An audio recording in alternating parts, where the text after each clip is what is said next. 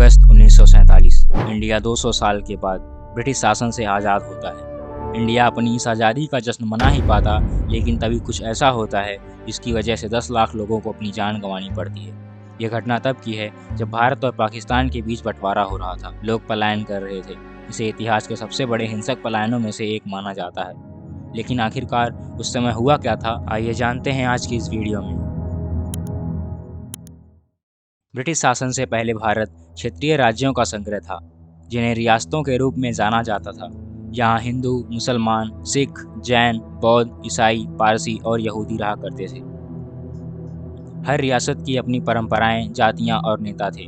16वीं शताब्दी में यूरोपीय व्यापारियों ने भारत के तटीय व्यापारियों के साथ मिलकर भारत को अपना उपनिवेश बना लिया। 18वीं सदी के मध्य तक अंग्रेजी ईस्ट इंडिया कंपनी भारत पर अपना पांव जमा लेती है। कुछ राज्यों में शासन ब्रिटिश स्वयं करते हैं और कुछ राज्यों में रियासत उनके लिए काम करती है। 19वीं शताब्दी में ब्रिटिश सरकार ने भारतीयों को उनके धार्मिक पहचानों के आधार पर बांट दिया, जिसमें हिंदू बहुसंख्यक थे और अन्य जातियां अल्पसंख्यक। इसकी वजह से लोग अपना नेता चुनने के लिए चुनाव में अपने अपने धार्मिक पहचान वाले उम्मीदवारों को वोट देने लगे। इस प्रथा ने पहले साथ रहने वाले समुदायों के बीच कट्टरता के बीज बो दिए। 20वीं सदी के आरंभ में भारतीयों के द्वारा अंग्रेजों के विरुद्ध आंदोलन होने लगा। दूसरे विश्व युद्ध के बाद भारी आर्थिक तनाव के कारण ब्रिटेन हार मान गया और भारत को आज़ाद करने की योजना बनाने लगा। भारतीय राजनीतिक नेताओं के मन में स्वतंत्र भारत को लेकर अलग अलग विचार थे। महात्मा गांधी और जवाहरलाल नेहरू हिंदू बहुमत के प्रतिनिधि थे और अखंड भारत चाहते थे। मुसलमानों के अल्पसंख्यक होने के कारण मोहम्मद अली जिन्ना ने 2 देशों के विभाजन की मांग की। वे चाहते थे कि मुसलमान अपने अलग स्वदेश पाकिस्तान का निर्माण करें। 1946 और 1947 के दंगों के बाद अंग्रेज देश छोड़ने के लिए तैयार हो गए और स्वतंत्रता की तैयारी करने लगे। जून 1947 में ब्रिटिश वायसराय लॉर्ड माउंटबेटन ने भारत के अगस्त तक स्वतंत्र और विभाजित होने की घोषणा की।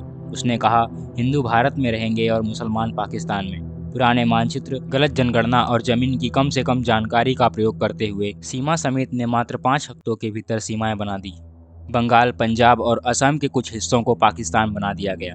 सीमाएं यह ध्यान में रखकर बनाई गई जहां हिंदू और मुस्लिम बहुसंख्यक थे, और भी चीजें जैसे स्थान और जनसंख्या।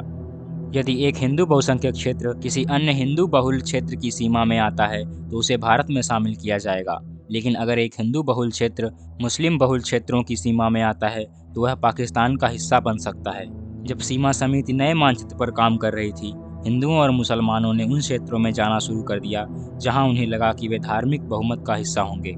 नए मानचित्र को 17 अगस्त 1947 तक सामने लाया गया, जब पंजाब और बंगाल के प्रांत पूर्वी और पश्चिमी पाकिस्तान बन गए। पाकिस्तान में रह रहे हिंदू और सिख भारत में पलायन कर गए। सीमा विभाजन के दौरान पलायन कर रहे लोगों को शोषण, हत्या, बलात्कार जैसी हिंसा का सामना करना पड़ा। इसका सबसे ज्यादा असर पंजाब में पड़ा। यहाँ 10 लाख से ज्यादा लोग मारे गए।